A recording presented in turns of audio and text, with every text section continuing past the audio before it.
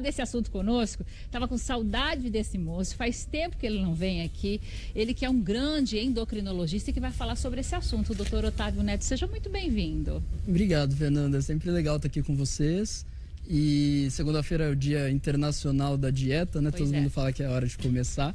E essas injeções estão muito atreladas mesmo a essa busca do emagrecimento. Então, entender até que ponto isso é vantajoso, até que ponto pode ser prejudicial é bem importante mesmo. Pois é. Olha, e a gente sempre fica esperando que ele traga uma receita milagrosa aqui pra gente, Eu não né, vejo a doutor? hora de ter essa receita milagrosa. É, né? Já tava rico, né? Doutor, vias de regra aqui, quem faz o uso da medicação aí da caneta para eliminar alguns quilos costuma ter um resultado satisfatório ou não? Hoje a gente recebe aqui o doutor Otávio Neto, que é endocrinologista. Na maioria das vezes a pessoa acaba ficando bem contente com o resultado, viu, Fernanda? E até é interessante essa história do golpe, né? Porque o golpe entrou na questão das injeções também. Olha que loucura, então, gente. tem injeções falsas sendo vendidas na internet. Teve pessoas parando no pronto-socorro porque colocaram insulina dentro da injeção. Olha que loucura! Tem canetas falsas perfeitinhas, assim, bonitinhas, vendendo muito mais barato. O que nós pegamos uma vez foi a caneta de insulina, que é muito parecido o sistema, né? Só que com a tarjeta lá, a etiqueta é diferente. Trocaram a etiqueta. Então, acho que deve ter acontecido isso daí também. E o que nós temos aqui na região, foi um caso até que eu aprendi, é de uma quadrilha que furtava os medicamentos, do Ozempic e também outros são utilizados para emagrecimento, da farmácia de alto custo do SUS. Então, tem todo um mercado paralelo e legal envolvendo esse tipo de medicamento. Sim, inclusive nas farmácias privadas também, né? Nas privadas também, doutor? Também. Teve casos de assalto a farmácias também, são medicações caras, né? Então, apesar delas trazerem resultados muito bons, serem medicações seguras, ainda é pouco acessível para a maioria da população. Então, tem golpe para todo lado nesse sentido. Pois é. As pessoas acabaram ficando enlouquecidas, né, doutor? Ficaram, Fernanda. Hoje você tropeça, você pega uma notícia falando sobre essas injeções, né? Então, tá em todo lugar. Porque a gente tinha até então a Ozempic, né? Que é a mais conhecida, é isso? Isso. E agora tem uma tal de Mounjaro. Já tem aqui no Brasil, doutor? A Mounjaro ainda não chegou. Ela está nos Estados Unidos, já está sendo comercializada lá. Ela é mais potente do que o Ozempic, mas a gente tem aprovação da Anvisa para ela vir para o Brasil. A gente só não tem ela aqui disponível ainda para venda.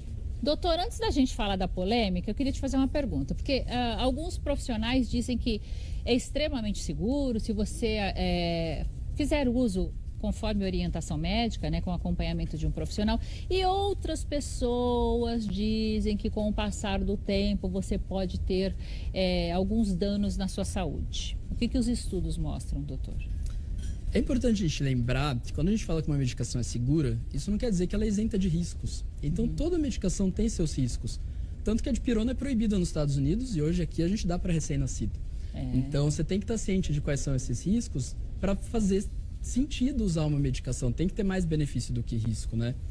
A longo prazo, a gente vê que são medicações sim seguras, os estudos são antigos já e a gente tem um acompanhamento de pessoas que vêm usando há muitos anos e tudo indica potenciais benefícios para a saúde, pelo contrário, né?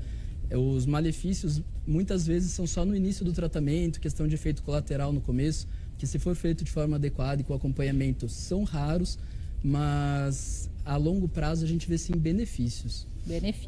E aí a gente tem algumas imagens aí de umas famosas que disseram que não se aceitam mais, que não gostaram do uso aí, do resultado do uso da medicação, né? Essas famosas, quem é essa que a gente está vendo? A irmã da Deolane? Essa é a Luísa Posse, né? A filha. E a Jojo Todinho, mas a Jojo Todinho fez cirurgia também, né, gente? Não fez? Fez bariátrica, né?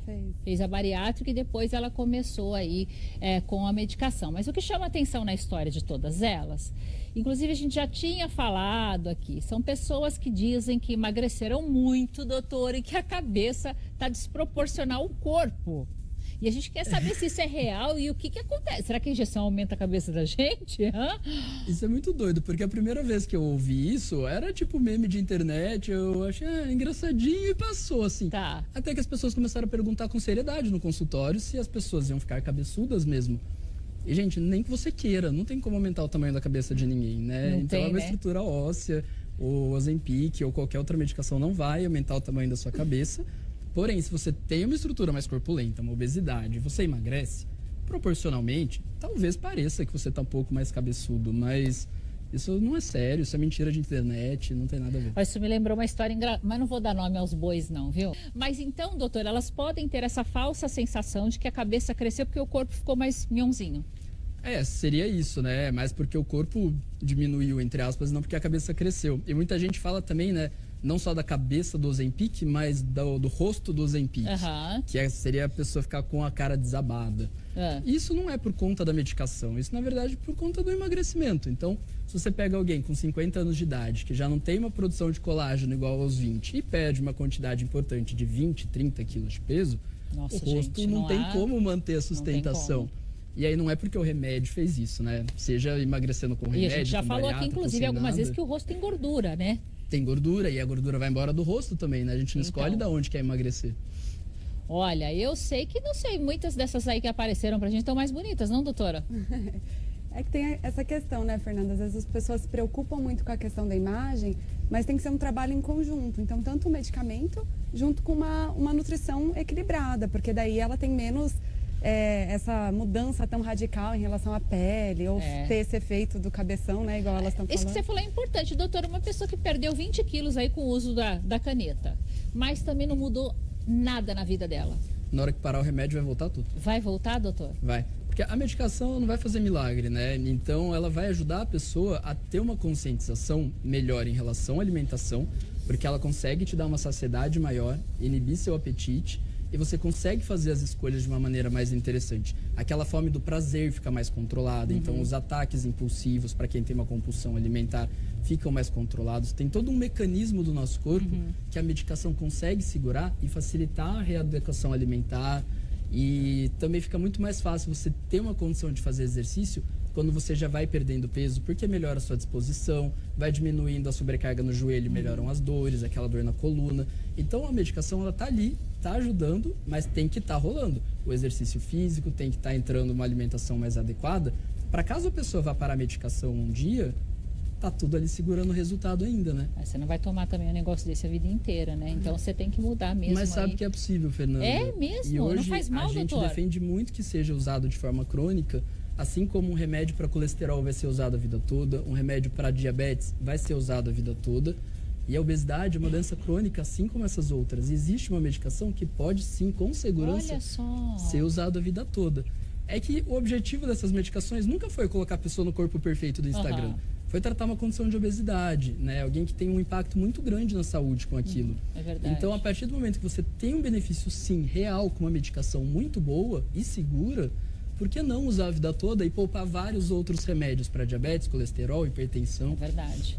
Não, e a gente, o doutor falou uma coisa importante, a gente sempre liga os assuntos à beleza, à parte estética, mas a obesidade, por exemplo, ela carrega muitos malefícios, né? A gente já falou sobre isso aqui, quantas doenças estão diretamente ligadas aí ao excesso de peso. Então, nesse caso, realmente é muito importante a gente olhar como um todo. Não adianta querer milagre não, viu, minha amiga, meu amigo, porque não tem.